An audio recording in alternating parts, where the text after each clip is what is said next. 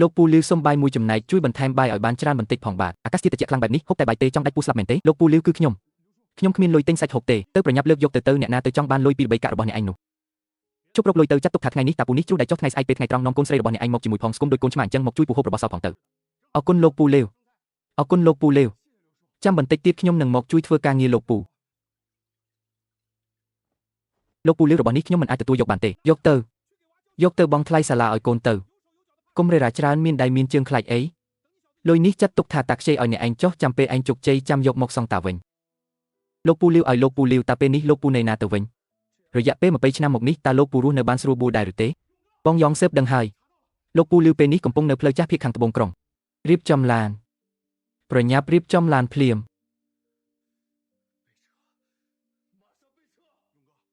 បងយ៉ងថ្ងៃនេះបងស្លៀកពាក់ឈុតធំនេះមើលទៅលេចធ្លោខ្លាំងពេកហើយនិយាយច្រើនធ្វើអីទៅបងយ៉ងឲ្យខ្ញុំចូលទៅជាមួយផងបានទេអញចាំខ្ញុំនៅក្នុងឡានទៅមិនបាច់មានអ្នកណាមកតាមខ្ញុំឡើយ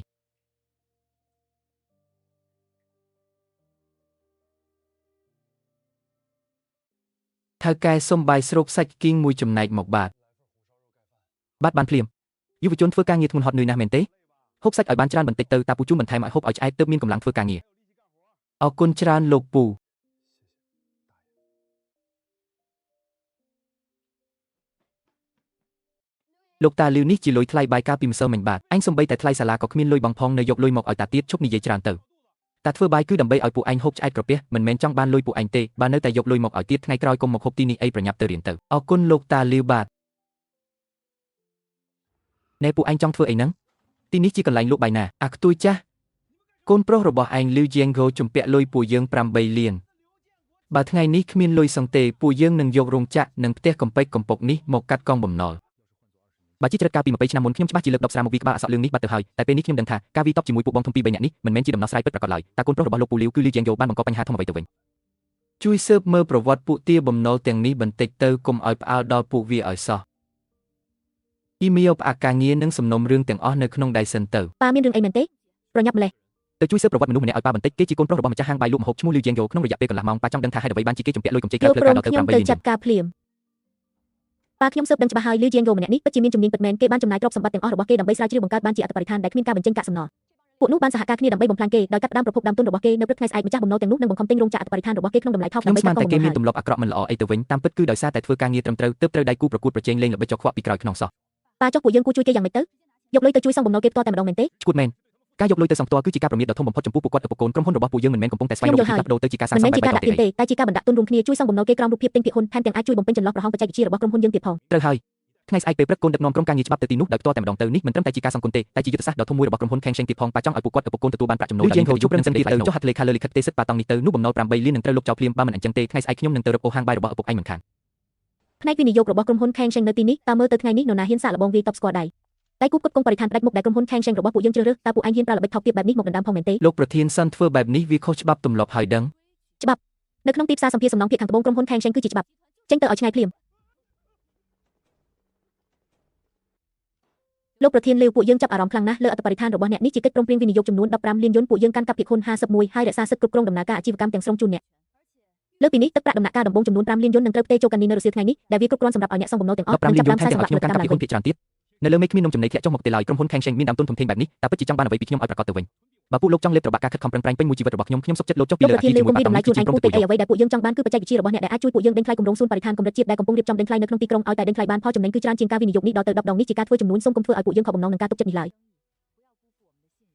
លោកស្រីសាន់ជួយអរគុណលោកប្រធានធំជំនួសខ្ញុំផងទោះបីជាខ្ញុំលីវជាងយ៉ូត្រូវលះលោកស្រីសាន់ជួយអរគុណលោកប្រធានធំជំនួសខ្ញុំផងទោះបីជាខ្ញុំលីវជាងយ៉ូត្រូវលះបង់ជីវិតនេះក៏ដោយក៏ខ្ញុំត្រូវតែផលិតឥតដែលល្អបំផុតចេញមកឲ្យបានដែរតើប្រព័ន្ធការពារជំរាបទឹកនៃគ្រឹះនេះធ្វើឡើងបែបណាទៅវិញធ្វើវាឡើងវិញភ្លាមមិនថាត្រូវចំណាយលុយអស់ប៉ុន្មានទេគុណភាពត្រូវតែល្អខ្ចោះបំផុតសម្រាប់ខ្ញុំសុំសួរមួយតើលោកប្រធានសាន់ដេវងនៅទីនេះដែរឬទេពួកយើងមកពីរោងចក្រសម្ភារសំណង់ជាងយ៉ូចង់មកជួបអរគុណគាត់ដោយផ្ទាល់បងយ៉ងលោកពូលាវនិងកូនប្រុសរបស់គាត់មកដល់ហើយបាទលោកអញគឺជាដេវងដែលធ្លាប់ឈរនៅពីក្រោយបំពង់សំណង់ក្នុងការដ្ឋានហើយឃ្លៀងខ្លាំងរហូតដល់ញ៉ាំនំប៉័ងស្ងួតកាលពីឆ្នាំនោះមែនទេលោកពូលាវគឺដេវងនេះឯងខ្ញុំតាមរកលោកពូពិបាកខ្លាំងណាស់កាលពីឆ្នាំនោះបើគ្មានអាហារប៉ុន្មានស្លាបព្រារបស់លោកពូនឹងលុយ50យន្តនោះទេឆ្អឹងរបស់ដេវងច្បាស់ជាคล้ายជាភេទបាត់ទៅហើយតើអាចមានក្រុមហ៊ុន Khang Sheng ដូចថ្ងៃនេះបានយ៉ាងម៉េចទៅកូនល្ងងក្រោកឡើងភ្លាមទៅពេលនេះកូនជាថៅកែធំហើយការមកលុបជង្គង់នៅលើដីភពបែបនេះវាមើលទៅមិនសមរម្យឡើយ លោកពូលាវកាលនោះលោកពូបានជួយសង្គ្រោះជីវិតខ្ញុំចាប់ពីថ្ងៃនេះទៅខ្ញុំដាច់ខាតមិនអនុញ្ញាតឲ្យលោកពូនិងយ៉េងយ៉ូត្រូវរងទុក្ខលំបាកសូម្បីតែបន្តិចទៀតឡើយលោកពូលាវកូនសោនេះលោកពូត្រូវតែទទួលយកវាជាវិឡាផ្ទាល់ខ្លួននៅក្នុងខាងលិចមានទីធ្លាធំទូលាយណាស់យ៉េងយ៉ូចំពោះតំណែងអនុប្រធានប្រតិបត្តិរបស់ក្រុមហ៊ុន Khang Sheng ខ្ញុំបានទុកទំនេរជូនឯងរួចរាល់ហើយប្រាក់ខែប្រចាំឆ្នាំ5លានយន់រួមទាំងភាគហ៊ុនអាជីវកម្មផងដែរថ្ងៃស្អែកមកធ្វើការបានហើយរោងចក្រអាចារ្យនោះឈប់ធ្វើទៅមិនបានទេមិនអាចទទួលយកបានឡើយដេអងឯងមានលុយជាជំនួយរបស់អ្នកឯងវាជាអ្វីដែលឯងខំប្រឹងប្រែងយកជីវិតទៅបដូរយកមកបានខ្ញុំគ្រាន់តែជាចុងភៅចាស់ម្នាក់តើឲ្យទៅរស់នៅក្នុងវិឡាស្កឹមស្កៃបានយ៉ាងម៉េចទៅខ្ញុំសាមនឹងការរស់នៅក្នុងផ្ទះចាស់ធម្មតារបស់ខ្ញុំទៅហើយអ្នកជិតខាងទាំងអស់សុទ្ធតែជាមនុស្សធ្លាប់ស្គាល់គ្នាបើបដូរទៅកន្លែងថ្មីខ្ញុំមិនអាចជាមនុស្សធាននេះខ្ញុំមិនអាចទទួលយកបានទេជាងហូវិស័យអត្តបរិស្ថាននេះវាពិបាកដើរខ្លាំងណាស់តើពួកអ្នកលក់សម្ភារសំណង់ចាស់ធ្លាប់ធ្វើបាបឯងយ៉ាងម៉េចខ្លះតើឯងភ្លេចអស់ហើយមែនទេហើយអ្វីក៏ត្រូវត្រឡប់ទៅប្រឡូកក្នុងរឿងស្មុគស្មាញទាំងនោះទៀតធ្វើអីលុយ15លាននេះជាលុយជួយសង្គ្រោះជីវិតថែមទាំងជាគុណធម៌ដែលលោកប៉ាខ្ញុំសន្សំពេញមួយជីវិតទៀតផងខ្ញុំដាច់ខាតមិនយកលុយនេះទៅរស់នៅសោយសុខទេឡើយខ្ញុំចង់ធ្វើឲ្យអត្តបរិស្ថានរបស់ខ្ញុំក្លាយជាគំរូឈានមុខគេក្នុងវិស័យនេះទាំងមូលនេះមិនត្រឹមតែជាញើសឈាមរបស់ខ្ញុំទេតែជាការតបស្នងដ៏ល្អបំផុតសម្រាប់ក្រុមហ៊ុន Khang Sheng ទេបើខ្ញុំធ្វើមិនបានទេជាងយកលើតែរបស់ខ្ញុំយកបំណងជួបធាតុអាកាសត្រជាក់ខ្លាំងបន្តិចគឺបែកបាក់អស់ភ្លាមបើយកមកសាងសង់ផ្លូវបើបាក់ស្រុតទៅតើនរណាជាអ្នកទទួលខុសត្រូវជប់ប្រើប្រាស់អត្តបរិស្ថានទៅពួកយើងត្រូវការអត្តក្រហមធម្មតាវិញមិនអាចយកជីវិតពួកយើងមកលេងសាច់ឡើយ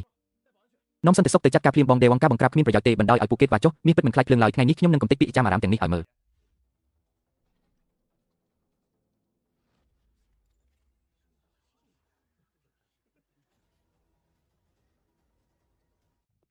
លោកប្រធានលាវបើអត់របស់អ្នកមិនអាចទ្រាំទ្របានទេថ្ងៃនេះរោងចក្ររបស់អ្នកច្បាស់ជាត្រូវបិទទ្វារជាមិនខានឡើយចាប់ដើម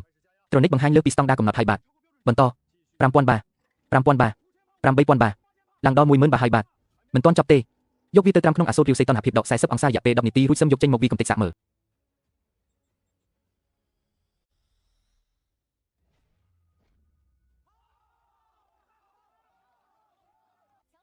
ក្រុមហ៊ុន Khang Sheng សូមសន្យានៅទីនេះថារាល់គម្រោងទាំងអស់នាពេលអនាគតនឹងត្រូវប្រើប្រាស់អត្ថបរិស្ថានរបស់រោងចក្រយ៉េងយ៉ូទាំងអស់បងយ៉ងមានការមិនស្រួលហើយបាទថ្ងៃស្អែកហាងបាយនឹងបើកសម្ពោធតែលោកពូលាវបែរជាចង់កែប្រែតម្លៃម្ហូបនៅក្នុងមេនុយទាំងអស់សូម្បីតែផ្នែកកណេឲ្យក៏គាត់មិនឈ្នះដែរ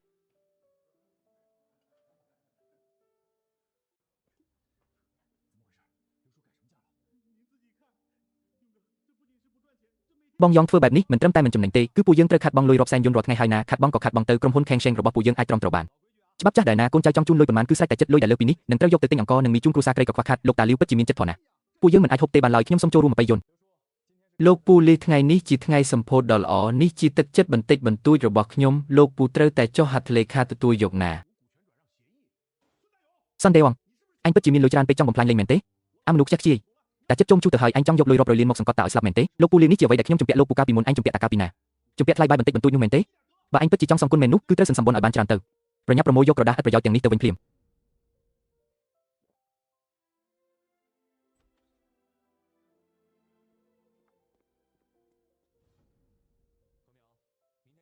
អ៊ីមែលថ្ងៃស្អែកទៅចុះបញ្ជីបង្កើតមូលនិធិសប្បុរសធម៌មួយដាក់ឈ្មោះថា The How ទៅប៉ាចង់ឲ្យកុមារក្រីក្រដែលគ្មានលទ្ធភាពរៀនសូត្រទាំងអស់នៅក្នុងទីក្រុងអាចមានអាហារហូបឆ្អែតនិងមានឱកាសបានចូលរៀនសូត្រគ្រប់គ្នា